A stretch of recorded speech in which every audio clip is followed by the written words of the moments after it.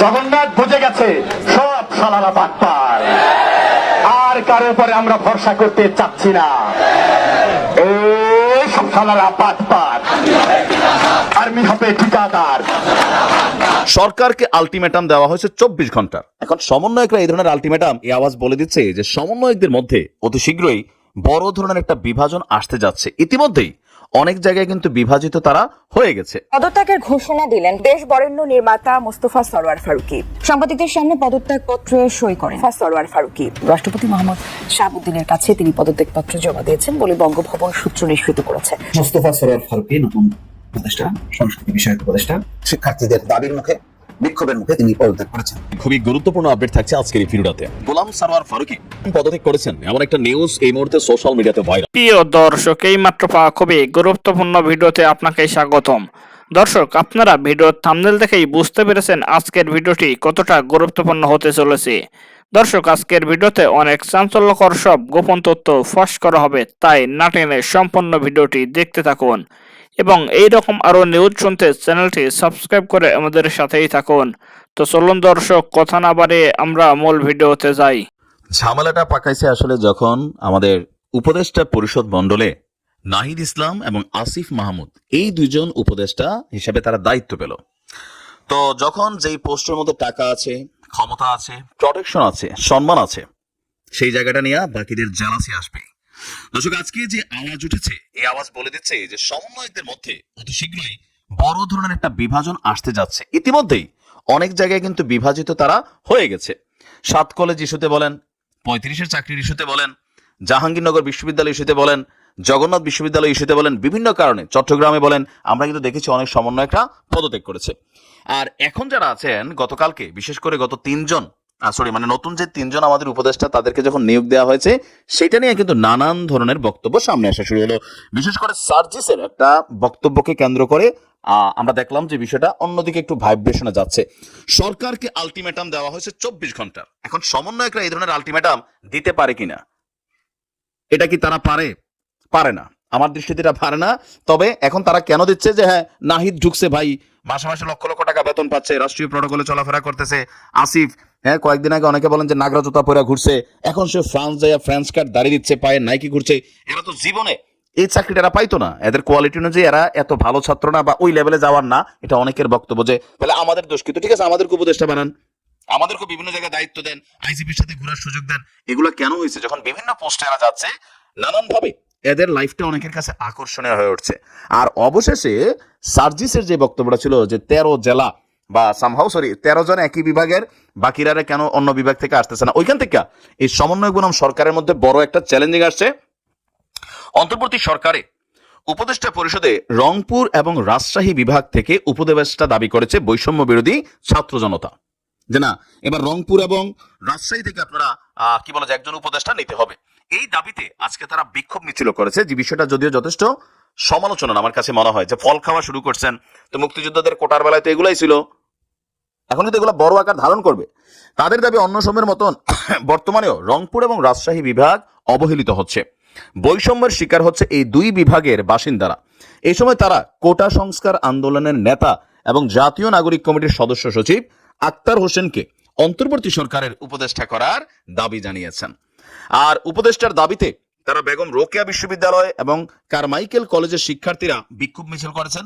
নগরীর প্রধান সড়কে বিক্ষোভ শেষে রংপুর প্রেস ক্লাবের সামনে সমাবেশে অংশ নিয়েছে শিক্ষার্থীরা। সেই সমাবেশ থেকে ডক্টর মোহাম্মদ ইউনূসকে 24 ঘন্টার মধ্যে রংপুর এবং রাজশাহী বিভাগে উপদেষ্টা দিতে সরকারকে তারা দাবি দিয়েছে। বেঁধে দেওয়ার সময়ের মধ্যে এই দুই বিভাগ থেকে উপদেষ্টা নিয়োগ না দেওয়া হলে কঠোর আন্দোলনের হুঁশিয়ারি দিয়েছেন। তবে আবার সরকার কোন ভূমিকা নেয় দেখা যাক। ইমরান আহমেদ বলছেন, সমন্বয়ক উত্তরবঙ্গ নিয়ে বারবার টালবাহানা এবার আর সহ্য করা হবে না। আগামী অফিস সময়ের মধ্যে উত্তরবঙ্গ থেকে 24 বিপ্লবের মাস্টারমাইন্ড আক্তার হোসেন ভাইকে উপদেষ্টা পর্ষদে অন্তর্ভুক্ত করা না হলে কঠোর কর্মসূচি আসতে যাচ্ছে। স্বৈরাচার সরকারের মতন বর্তমানেও রংপুরকে বিচ্ছিন্ন করার রূপরেখা করা হচ্ছে বলে তাদের দাবি। আর এখন এই যে এক একজন এক এক জায়গা থেকে উপদেষ্টা হওয়ার দাবি, এটার মেইন বেসিসটা হচ্ছে ছাত্ররা উপদেষ্টা পরিষদে যাওয়া উচিত হয় নাই, এটা আমি প্রথম থেকে বলছি। ইভেন হাতে গোনা ঢাকা বিশ্ববিদ্যালয়ের 4-5 জন সমন্বয়ক ছাড়া বাকি যারা সমন্বয়ক আছেন তারা কিন্তু ওইভাবে সারা বাংলাদেশে ফোকাসডও না, কত লোকাল এরিয়াতে চিনে, টেলিভিশন তাদের পিছনে ঘুরে না, আইজিবি সাহেব তাদেরকে চেনে না, সেনাপ্রধান তাদেরকে চেনে না, অথবা ধরেন রাষ্ট্রীয় প্রটোকল, সুযোগ সুবিধা, পরিবার, এখানে ইনকাম অনেক কিছু আছে, সামহাউ এগুলো না কিছু পাচ্ছে না। এখন এই অবস্থানটা সামনে বড় আকার ধারণ করবে। এই যে দাবি দাওয়া উঠতেছে, আমি পাইলাম সে পাইলো না কেন, এখন যখন নাহিদের আগে যারা দেখছে যে চপ্পল পরে হাঁটতো এখন একদম রাষ্ট্রীয় গাড়িতে ঘুরতেছে, এগুলাতে মানুষের মনে হিংসা হচ্ছে, মুখে মুখে বলতেছে না আর কি, ভাই ভাইরে মানে না ভাই। এখানে 5 জন 6 জনের বাহিরে সারা বাংলাদেশে কজন সমন্বয়ককে মানুষ চিনে? সম্ভবত 7-8 জন ছাড়া।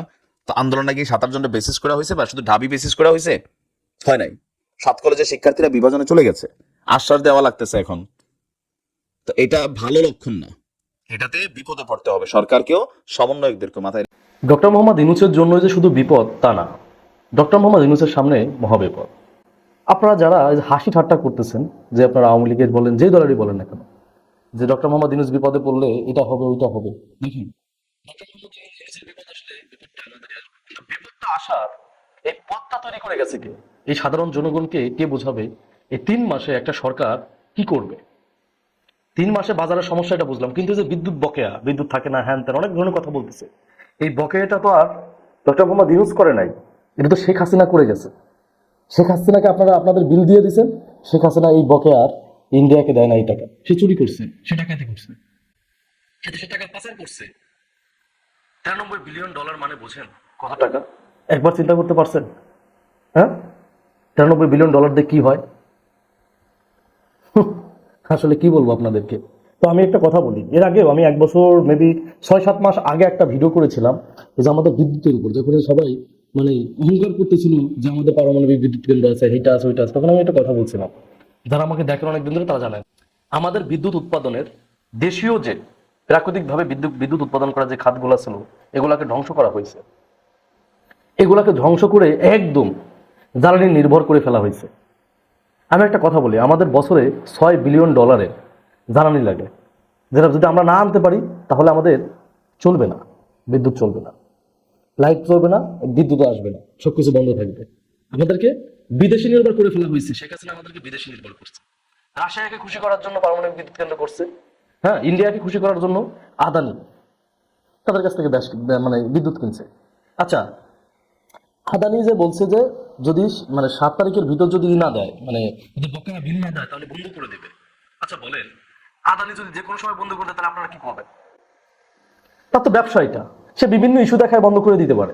এখন আদানি যদি এই বিদ্যুৎ সাপ্লাই দেওয়া বন্ধ করে দেয়, তাহলে আমি আপনি কি মানে পায়ে ধরে আনতে পারবো? এই যে আমাদেরকে যে বিদেশি নির্ভর করে ফেলা হয়েছে ইন্ডিয়াকে খুশি করার জন্য, আমরা পারতাম না দেশীয় যে সম্ভাবনাময় সেক্টরগুলো ছিল বিদ্যুৎ উৎপাদনের, সেই সেক্টরগুলো ধ্বংস না করে সেইগুলাকে মেরামত করা? আমরা স্বনির্ভর হইতে পারতাম না? না, আমরা সেটা করি নাই। আমাদের খুশি করতে হবে পৃথিবীর বিভিন্ন দেশকে, কারণ আমাকে অবৈধভাবে ক্ষমতায় টিকে থাকতে হইলে এটার বিকল্প নাই। শেখ হাসিনার কথা বলতেছি, আজকে আদানি চুক্তি না করলে শেখ হাসিনা ক্ষমতায় থাকতে পারতো না। এই বাংলাদেশে আজকে সেন্ট মার্টিন নিয়ে অনেকে কথা বলতেছে যে সেন্ট মার্টিন আমেরিকার লিজ নিছে। ভাই, সেন্ট মার্টিন তো আমাদের ভূখণ্ড থেকে একটু দূরে, ঠিক না? বাংলাদেশে লিজ দিয়ে দিয়েছিল ইন্ডিয়ার কাছে, এটা নিয়ে তো কোনো কথা বলতে দেখি নাই। সুশীল ফুটাও না, এখন সুশীল হইছো? হ্যাঁ, সুশীল হইছো? শেখ হাসিনা 15.5 বছর ক্ষমতায় কিভাবে ছিল? ইন্ডিয়াকে দিয়ে, সর্বোচ্চ দিয়ে, করিডোর দেওয়া মানে কি? বাংলাদেশের মাঝখান দিয়ে আপনি লিজের কথা বলতেছেন, ওইখানে আমেরিকার ঘাঁটি হবে, এইটা হবে সেইটা হবে। তাহলে এই যে ইন্ডিয়ার বাংলাদেশের মাঝখান দিয়ে করিডোরটা দিয়েছিল, কে দিয়েছে? শেখ হাসিনা। আমাদের যে সমুদ্র বন্দর ব্যবহার করার পারমিশন কে দিয়েছে? শেখ হাসিনা। এসব কথা তখন তো প্রতিবাদ করতে দেখি নাই, তখন আমরা প্রতিবাদ করছিলাম আর তোমাদের গায়ে লাগতো নাকি?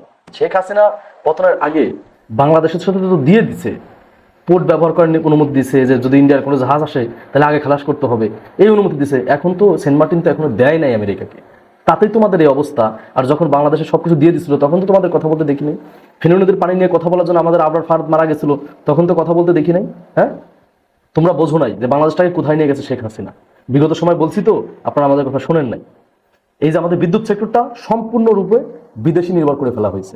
আমরা যদি ইউরেনিয়াম না আনতে পারি, আমাদের যদি ডলার সংকট হয়, বাংলাদেশের সব দিকে বন্ধ হয়ে যাবে, বিদ্যুৎ চলবে না, খাবারের তো সমস্যা হবেই, এই বিদ্যুৎও চলবে না, কারণ আমরা জ্বালানি নির্ভর হয়ে গেছে। বুঝতে পারছেন? এই যে আদানিকে টাকা না দিলে আদানি বন্ধ করে দিবে, আদানি বলবে আমি তোমাদের সাথে ব্যবসা করবো না, তখন কি করবে? এই যে আদানির কাছে যে বিদ্যুৎটা আনা হয় সেটা আমরা কিভাবে পূরণ করবো?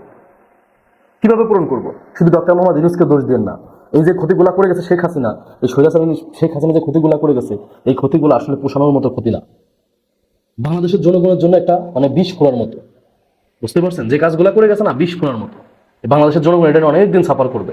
আমরা বলছি না আগে যে সরকার পতন হইলে আমাদের 2-4 বছর কষ্ট হবে, তারপরে কিন্তু আমাদের ভবিষ্যৎ উজ্জ্বল, বাংলাদেশের ভবিষ্যৎ উজ্জ্বল। শেখ হাসিনা কোনোদিন বাংলাদেশে সেভাবে রাজনীতি করতে পারবে না। ওই দেশের জনগণ শেখ হাসিনাকে গ্রেপ্তারে ইন্টারপোলে রেড নোটিশ জারি করতে আইজিপিকে চিঠি। সাবেক প্রধানমন্ত্রী শেখ হাসিনা সহ বিদেশে পলাতক আওয়ামী লীগ নেতাদের গ্রেপ্তারে ইন্টারপোলে রেড নোটিশ জারির বিষয়ে পদক্ষেপ নিতে পুলিশ মহাপরিদর্শক আইজিপিকে চিঠি দিয়েছেন চিফ প্রসিকিউটর। আন্তর্জাতিক অপরাধ ট্রাইব্যুনালের চিফ প্রসিকিউটর মোহাম্মদ তাজুল ইসলামের পক্ষ থেকে এই চিঠি পাঠানো হয়। মঙ্গলবার 12 নভেম্বর আন্তর্জাতিক অপরাধ ট্রাইব্যুনালের পক্ষ থেকে বিষয়টি গণমাধ্যমে জানানো হয়। এর আগে 10 নভেম্বর আন্তর্জাতিক অপরাধ ট্রাইব্যুনালের পুনর্ভবনের সংস্কার কাজ পরিদর্শন শেষে আইন বিচার ও সংসদ বিষয়ক উপদেষ্টা ডক্টর আসিফ নজরুল বলেছিলেন, সাবেক প্রধানমন্ত্রী শেখ হাসিনা সহ গণহত্যার অভিযুক্ত পলাতকদের ফিরিয়ে আনতে ইন্টারপোলে রেড নোটিশ জারি করতে যাচ্ছে সরকার।